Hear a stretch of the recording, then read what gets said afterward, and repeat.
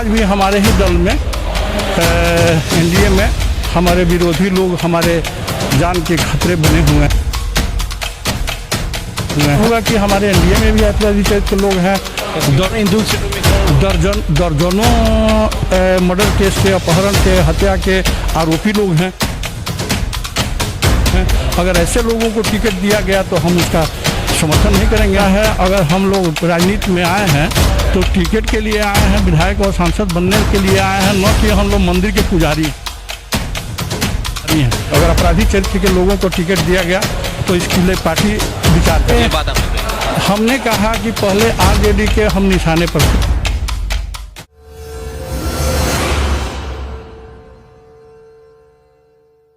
नमस्कार, मैं हूं आकाश और आप देख रहे हैं न्यूज़। लगातार खबरों में बने हुए हैं और सिवान में राजनीतिक सरगर्मियां तेज होती गई हैं। राजनीतिक प्रत्यारोप भी लगातार लग रहे हैं और हमारे साथ अभी हैं सिवान के बीजेपी के वरिष्ठ नेता और पूर्व सांसद ओम प्रकाश यादव, जो प्रदेश में उपाध्यक्ष भी हैं। इनसे सीधे तौर पे जानते हैं कि सिवान की राजनीति किस करवट मोड़ ले रही है। सिवान की राजनीति किस करवट मोड़ ले रही है? क्या लग रहा है कि काफ़ी विरोध दिख रहा है गठबंधन में? नहीं, गठबंधन में कोई विरोध नहीं है। सिवान में एनडीए प्रचंड बहुमत से जीतेगी। हम लोगों का प्रयास रहेगा कि हम लोग 8 सीट जीत करके भारतीय जनता पार्टी और एनडीए की झोली में देने का काम करें, क्योंकि विकास के पथ पर बिहार अग्रसित है।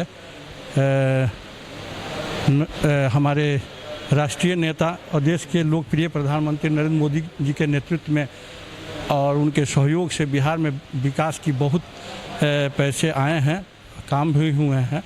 और नीतीश कुमार के नेतृत्व में विधि व्यवस्था में, बिजली में, सड़क में गुणात्मक सुधार हुआ है। तो कोई विरोध नहीं है, अंतर्कलन। सीधे तौर पे आपसे एक बात जानना चाहेंगे, वो और बात ये है कि आप पे लगातार ये आरोप लग रहे हैं कि आप पार्टी के जो भी गद्दार नेता हैं उन पे आरोप लगा रहे हैं कि आप कौन से खतरा है, जान नहीं जा सकती। अभी रिसेंटली जो रघुनाथपुर क्षेत्र से अपने को प्रत्याशी घोषित कर रहे हैं बीजेपी का मनोज सिंह, उन्होंने सीधे सीधे तौर पर कहा है कि मेरा हथियार ले लें, मेरा सामान ले लें। ऐसा क्या? देखिए, हम हथियार में विश्वास नहीं करते हैं। हम शालीनता और सौहार्द, शांति और सौहार्द के वातावरण में जीवन यापन करने वाले लोग हैं। हथियार से डरते भी नहीं हैं। जब ये लोग पूर्व सांसद साहबदीन के साथ रहते थे तभी हम निहत्थे सिवान में चलते थे। हम उन पर आरोप नहीं लगा रहे। हम आरोप लगाए जिला प्रशासन पर कि हमारे घर पर तेजाब लेकर के एक अपराधी चढ़ रहा था। मेरी पत्नी जगी। एसपी को हमने फ़ोन किया, लेकिन उन्होंने फ़ोन उठाने का काम नहीं किया। तो हमने डीजीपी को फ़ोन किया। डीजीपी साहब हमको बुलाए पटना और हमारा संज्ञान लिए और डीजीपी साहब के कहने से एफआईआर हुआ। यही हमारे लिए दुखद बात है। एनडीए के लोग भी इसमें सहयोगी हैं आप पे जो हमलाएं होंगी या होने की? देखिए, ये बात आपने कही। हमने कहा कि पहले आरजेडी के हम निशाने पर थे। आज भी हमारे ही दल में एनडीए में हमारे विरोधी लोग हमारे जान के खतरे बने हुए हैं। फिर भी हमें कोई डर नहीं है।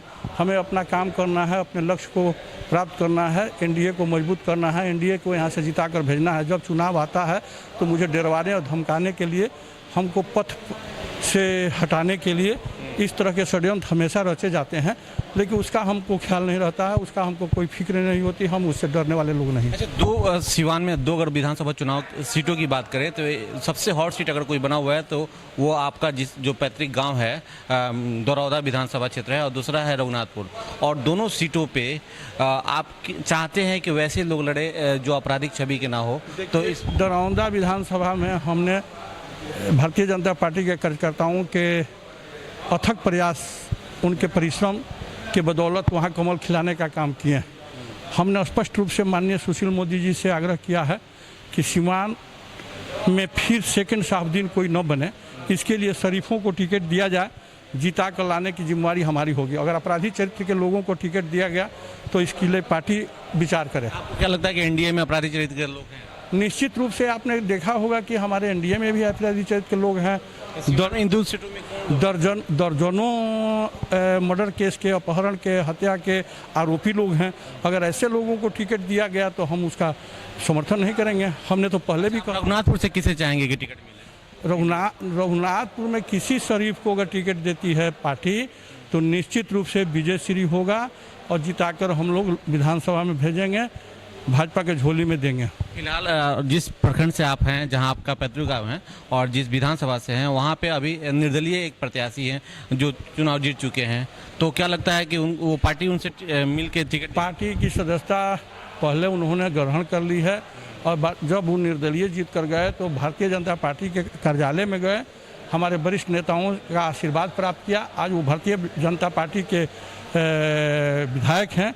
हम चाहेंगे कि फिर से उनको टिकट दिया जाए। हमने तो स्पष्ट रूप से कहा है सुशील मोदी जी से कि हमारे साथ जो अन्याय हुआ हम तो बर्दाश्त कर गए, लेकिन अगर व्यास सिंह के साथ उस तरह का अन्याय किया गया तो हम लोग बर्दाश्त नहीं करेंगे।